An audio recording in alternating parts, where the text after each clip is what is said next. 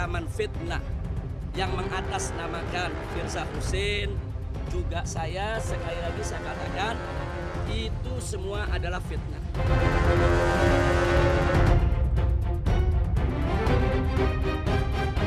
Ya tentunya ini kan salurannya nanti dengan Interpol, polisi, imigrasi, keputusan koordinasi ditetapkan, ya, paspor dicabut, ya, jadi deportasi. Ya.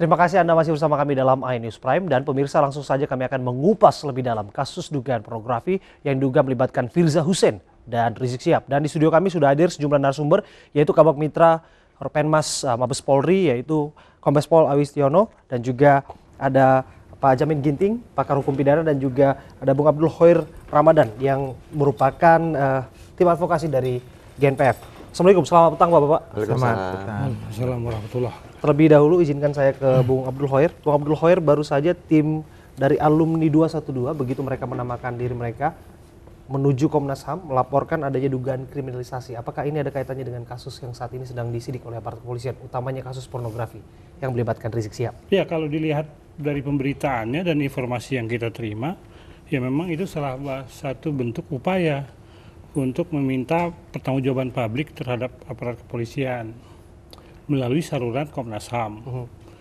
Apakah benar penerapan hukum yang dilakukan oleh aparat penyidik sesuai dengan penerapan hukum?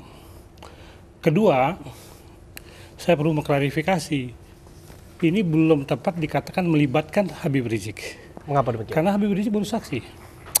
Satu. Kedua, tentang tersangkanya Firza Husein, ini juga belum jelas. Karena apakah Firza Husein itu telah memenuhi unsur perbuatan pidana? Karena dalam Undang-Undang Pornografi, Undang-Undang 44 tahun 2008, itu kan ada pengecualian. Ada pengecualian itu disebut secara expressis verbis dalam pasal 4 ayat 1 penjelasannya. Dan pasal 6 penjelasannya. Yang dimaksud dengan membuat adalah tidak termasuk untuk dirinya sendiri dan kepentingannya sendiri. Kalau pasal 8, itu seseorang itu melakukan perbuatan susila dalam bentuk gambar, itu digunakan untuk kepentingan objek. Objek di sini dalam arti kata dia sebagai model yang mengandung unsur pornografi. Sehingga unsur melawan hukumnya apakah telah terpenuhi? Perbuatan pidananya, aktus reusnya apa sudah terpenuhi? Ini kan yang masih simpang siur. Nah, saya kembali ke pertanyaan awal saya. Bagian mana yang menurut Anda yang menguatkan bahwa Rizik Syihab dalam hal ini adalah bagian dari ulama yang dikriminalisasi? Ya memang bagian pengamat mengatakan ini kriminalisasi. Oleh karena itu keterbukaan penyidik harus merespon ini. Dan ini sudah direspon oleh Komnas HAM yang membentuk tim pencari fakta apakah benar ada kriminalisasi itu. Karena bukan hanya kasus yang terkait dengan Firza Husein, kasus laporan dugaan adanya tidak pidana terhadap lambang negara yang ternyata tidak memenuhi unsur, dan juga lain-lain yang banyak dilaporkan oleh masyarakat Kita dengarkan yang dituju dengan lain. Habib Rizik. Kita dengarkan pendapat berikutnya dari Bung Jamin Ginting. Anda sepakat dengan itu bahwa ini merupakan bagian dari kriminalisasi? Gini dulu, terminologi kriminalisasi itu sebenarnya kurang tepat bagi suatu tindak pidana yang memang ada unsur-unsur pidananya. Pelaku tindak pidana yang memang tidak ada unsur-unsur pidana, tidak ada aturan hukumnya, dipaksakan. Nah, itu ada kriminalisasi, menciptakan suatu aturan yang bukan pidana menjadi pidana. Itu yang pertama. Yang kedua, konteks kriminalisasi itu juga harus ada pembuktian. Tadi sudah disebutkan dari tim kuasa pengacara bahwasannya tidak terpenuhi unsur. Nah, kalau tidak dipenuhi unsur itu harus ada upaya hukum, dan ini belum ada konteks apakah unsurnya tidak terpenuhi atau terpenuhi. Khusus untuk Firza yang menjadi tersangka itu kan sudah didasarkan kepada 2 alat bukti yang sah. Nah, kalau untuk penetapan tersangkanya Firzanya tidak sependapat dengan penetapan tersangka, maka beliau bisa mengajukan upaya hukum pra-peradilan terhadap itu. Nah, bagaimana kaitannya dengan Pak Habib Rizki? Nah, Pak Habib yang diminta keterangannya sebagai saksi. Keterangan saksi itu sangat dibutuhkan demi memperkuat penetapan tersangka tersebut, apakah bisa ditindaklanjuti, dikembangkan, atau bisa menjadi P21 nantinya. Nah, perlunya ini, maka seorang saksi siapapun itu, apa perlu atau tidak perlu, itu bukan digantungkan kepada kepentingan saksi tersebut. Jadi Pak Habib bilang, nggak bisa bilang, oh saya nggak perlu karena saya sendiri mengetahui saya nggak punya kaitan dengan kasus tersebut. Lawyernya juga atau pengacaranya bilang, oh jangan datang karena Anda nggak punya kaitan dengan kasus tersebut. Itu bukan ranah dan kewenangan pengacara dan saksi tersebut. Tapi dikoreksi, itu ranah pengacara tidak daripada mengatakan penyidik. untuk tidak datang. Saya koreksi itu, tidak ada pengacara yang mengatakan untuk tidak datang. Itu Bukan. tidak ada, tidak ada mengatakan Nah, begitu. dalam Itu harus konteks diluruskan ini, itu. dalam konteks ini kalau seorang yang diminta sebagai saksi tidak hadirnya dia bukan digantungkan kepada kepentingannya, tetapi digantungkan kepada kepentingan penyidik. Kalau dia tidak hadir, pasal 112 sudah menyatakan dipanggil sekali, tidak hadir kedua kali dengan peringatan dan akan penjemputan secara paksa. Nah, inilah kenapa sampai digantungkannya kepentingan kepada saksi itu bukan atas keinginan saksi tersebut, tetapi kepada kepentingan hukum yang lebih besar, yaitu kewenangan dari penyidikan. Kalau seandainya saksi tidak hadir, ada dua alasan yang bisa menyebabkan dia tidak hadir. Pertama, karena dia menjalankan ibadah. Yang kedua, karena dia sakit.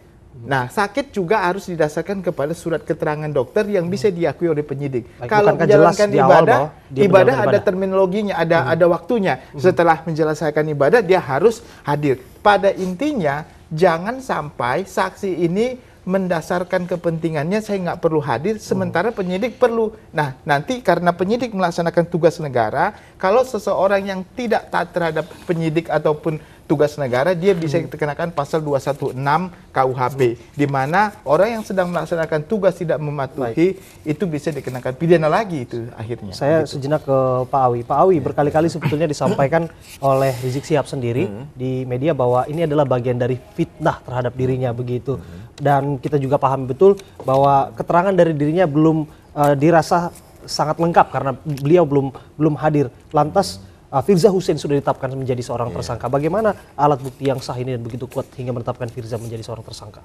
Ya, pertama terkait dengan kasus ini kan bermula adanya laporan seorang masyarakat bahwasanya tanggal 28 Januari 2017 yang bersangkutan melihat ada 3 web ya yang memperlihatkan terkait dengan foto-foto termasuk chatting adanya bermuatan pornografi ya yang melanggar kesusilaan. Kemudian tanggal 30 yang bersangkutan melaporkan ke SPKT dengan membawa barang bukti berupa kepingan CD ada 3. Dari situ polisi melakukan penyelidikan. Nah, kemudian memanggil saksi-saksi, kemudian ada sekitar 10 saksi ya, 10 saksi sudah diperiksa, kemudian naik ke penyidikan, memanggil ada sekitar 10 saksi ahli.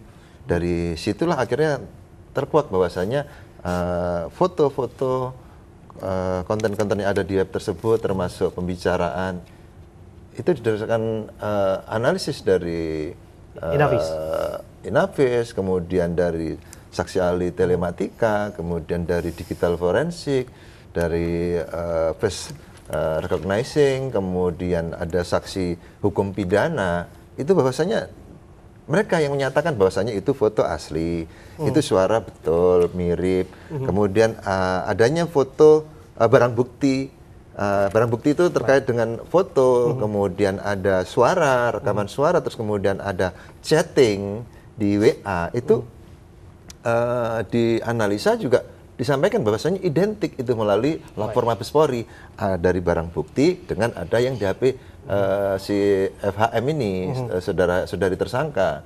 Kemudian saksi ahli hukum pidana menyatakan bahwasanya itu adalah perbuatan pidana.